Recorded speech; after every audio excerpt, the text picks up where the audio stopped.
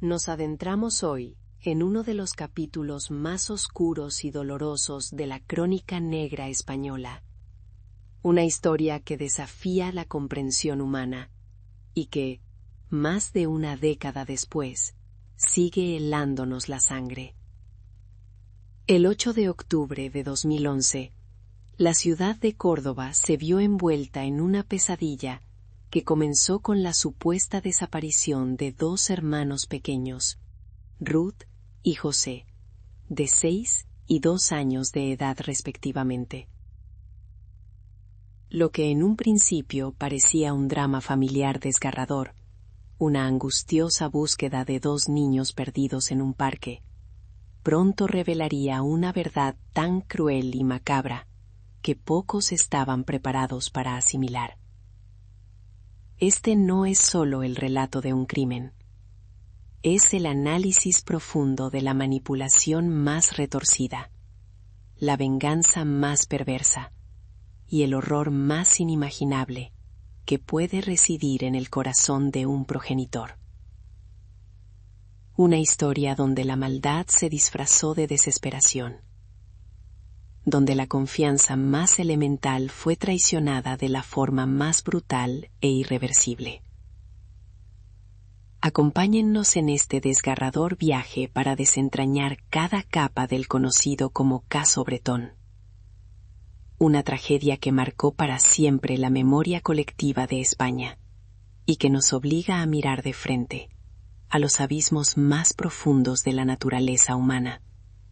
Hoy os contamos la historia completa de José Bretón, el hombre que destruyó lo que más debería haber amado, cuestionando qué lleva a un ser humano a cometer el acto más atroz imaginable contra su propia sangre, contra sus propios hijos. El 8 de octubre de 2011 es una fecha grabada a fuego en la memoria colectiva de España. Ese día, José Bretón recogió a sus hijos, Ruth, de 6 años, y José, de 2, en Huelva, como parte de su régimen de visitas legalmente establecido. Ruth Ortiz, su madre, los despidió con la promesa de verlos al día siguiente. No sabía que esa sería la última vez que los vería con vida. El plan de Bretón, concebido con una frialdad escalofriante, ya estaba en marcha desde días, quizás semanas antes. Los tres partieron en coche hacia Córdoba, un viaje que se convertiría en el trayecto final para los pequeños. Al llegar a Córdoba, en lugar de llevar a los niños a casa de sus abuelos paternos, Bretón los condujo directamente a la finca familiar de Las Quemadillas. Esta propiedad apartada y aislada en la periferia de la ciudad era el escenario escogido para ejecutar su horrendo plan.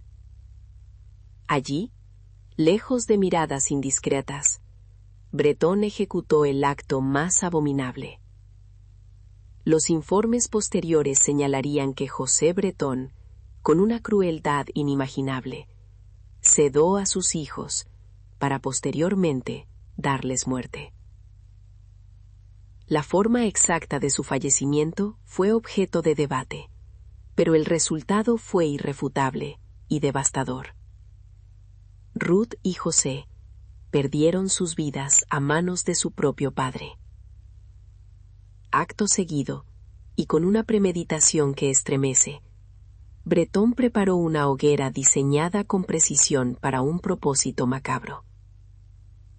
En esa hoguera, alimentada con combustible y reforzada con productos acelerantes, incineró los cuerpos de sus hijos, con el propósito de hacerlos desaparecer por completo, convirtiendo sus restos en fragmentos óseos y cenizas. Este proceso duró varias horas, revelando una determinación sádica y una ausencia total de humanidad. Una vez consumado el acto, Bretón limpió meticulosamente la zona de la hoguera y se dirigió al Parque Cruz Conde de Córdoba. Allí, representó la farsa de la desaparición. Según su relato a la policía, se sentó en un banco mientras los niños jugaban, y en un breve momento de descuido, desaparecieron. Con una calma pasmosa, José Bretón llamó a la policía para denunciar la desaparición de Ruth y José, activando una búsqueda masiva que involucraría a cientos de efectivos, sembrando la desesperación en la familia Ortiz y la alarma en toda España. La denuncia falsa en el Parque Cruz Conde era el punto culminante de un plan minuciosamente ideado para desviar la atención. Su relato, desde el principio, estuvo lleno de inconsistencias y un extraño desapego emocional que pronto levantaría las primeras sospechas entre los investigadores.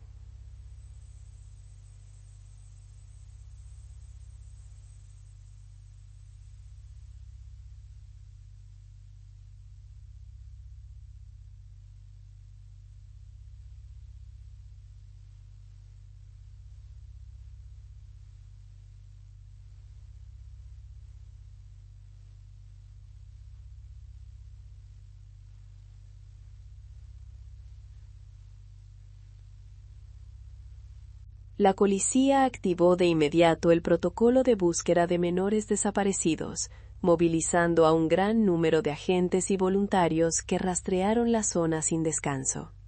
Sin embargo, desde el primer momento, ciertos detalles en el comportamiento de José Bretón levantaron sospechas. Su aparente calma, la falta de una angustia creíble, las contradicciones en sus declaraciones sobre sus movimientos durante el fatídico día empezaron a generar una profunda desconfianza. Los perros de búsqueda mostraron un comportamiento anómalo al ser llevados al Parque Cruz Conde. No encontraron rastro de los niños más allá de un punto muy concreto. Los agentes, con su instinto policial agudizado, pronto comenzaron a sospechar que Bretón no era una víctima desconsolada, sino el principal sospechoso. La investigación se centró entonces en la figura de José Bretón. Se descubrió su historial de control, celos patológicos y violencia psicológica hacia Ruth Ortiz, así como su incapacidad para aceptar la separación matrimonial. Los teléfonos fueron intervenidos y las conversaciones de Bretón con su familia, en las que mostraba más preocupación por su propia imagen que por el paradero de los niños, solo sirvieron para reforzar las sospechas. La finca de las Quemadillas se convirtió en un punto clave de la atención. Los investigadores revisaron la finca en varias ocasiones, pero inicialmente no encontraron pruebas contundentes. Se halló una hoguera reciente con fragmentos óseos que fueron clasificados, en un primer y trágico error forense, como restos de animales.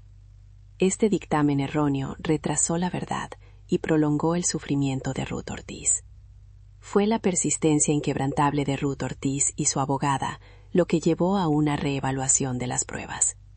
El 26 de agosto de 2012, casi un año después de la desaparición, el antropólogo forense Francisco Echeverría analizó las fotografías de los restos óseos hallados en las Quemadillas. Su conclusión fue devastadora e irrefutable. Esos fragmentos no eran de animales, sino de dos seres humanos, de niños. La magnitud del descubrimiento conmocionó a España. A partir de ese momento, la investigación dio un giro definitivo. La finca fue nuevamente rastreada con mayor profundidad. Se encontraron más restos óseos y dentales que, tras un minucioso análisis de ADN, fueron identificados como pertenecientes a Ruth y José. Se descubrieron los restos de la hoguera, los acelerantes utilizados, y se pudo reconstruir el macabro escenario. La verdad, aunque atroz, había salido a la luz, dejando al descubierto la premeditación y la crueldad infinita de José Bretón. La investigación, ahora con pruebas forenses irrefutables, culminó con la detención y el procesamiento del padre asesino. El proceso judicial contra José Bretón se celebró en la Audiencia Provincial de Córdoba y se convirtió en uno de los juicios más mediáticos y desgarradores de la historia reciente de España. La Fiscalía y la acusación particular, ejercida valientemente por Ruth Ortiz, presentaron pruebas abrumadoras e irrefutables. Se expusieron las inconsistencias de su relato inicial, la fría planificación del crimen, el uso de sedantes y acelerantes y la brutal incineración de los cuerpos. La declaración del doctor Francisco Echeverría fue un momento decisivo, cimentando la base científica de la acusación.